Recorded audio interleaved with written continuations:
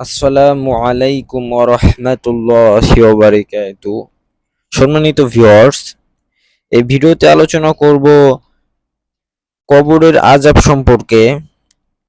মৃত্যুর যন্ত্রণা হলো মৃত্যুর সময় ব্যক্তির কষ্ট ও শারীরিক যন্ত্রণা, যা বিভিন্ন হাদিসে বর্ণিত হয়েছে।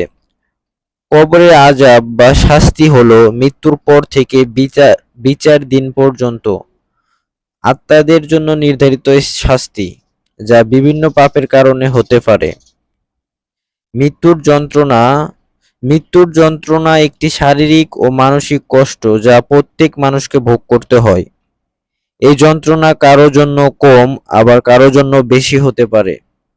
রাসূলুল্লাহ সাল্লাল্লাহু আলাইহি ওয়াসাল্লাম মৃত্যুকালে কঠিন যন্ত্রণা অনুভব করছিলেন এবং তিনি আল্লাহর কাছে এর থেকে মুক্তি চেয়ে দোয়া করছিলেন। কবরের আযাব বা শাস্তি হলো মৃত্যুর পর থেকে বিচার দিন পর্যন্ত আত্মাদের যে শাস্তি দেওয়া হয়। কিছু হাদিসে এই শাস্তির বর্ণনা রয়েছে, যেখানে আত্মাদেরকে বিভিন্ন প্রশ্নের সম্মুখীন হতে হয় এবং তাদের কৃতকর্মের ভিত্তিতে শাস্তি দেওয়া হয়।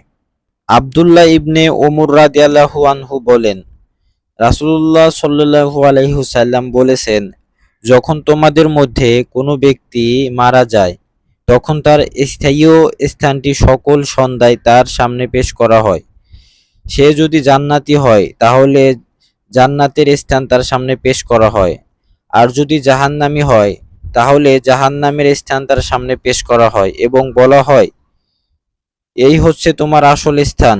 কিয়ামতের দিন আল্লাহ তাআলা তোমাকে এখানেই পাঠাবেন।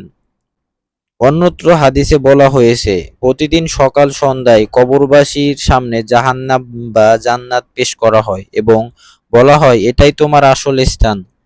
তাকে জাহান্নাম দেখিয়ে সর্বদা আত্মস্কৃত করা হয় অথবা জান্নাতের সুসংবাদ দেওয়া হয়। কবরের আযাব থেকে বাঁচার উপায়। কবরের আযাব থেকে বাঁচতে হলে কিছু কাজ করা যেতে পারে, যেমন আল্লাহর কাছে আশ্রয় প্রার্থনা করা। হাদিস অনুযায়ী কবরের আযাব থেকে বাঁচতে হলে বেশি বেশি আল্লাহর কাছে আশ্রয় প্রার্থনা করা উচিত। সঠিকভাবে জীবনযাপন করা। জীবনের প্রতিটি ক্ষেত্রে ইসলামের নির্দেশিত পথে চলা এবং পাপ কাজ পরিহার করা উচিত।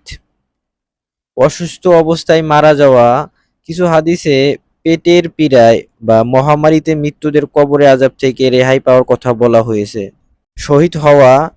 যারা ঈমানের সাথে শহীদ হন তারাও কবরের আযাব থেকে মুক্তি পান বলে হাদিসে উল্লেখ রয়েছে। কবরের আযাব ও মৃত্যুর যন্ত্রণা সম্পর্কে বিস্তারিত জানতে আমাদের এই চ্যানেলটা অবশ্যই সাবস্ক্রাইব করবেন। সকলের সুস্বাস্থ্য কামনা করে আজকের এই ভিডিওটা এখানেই শেষ করছি।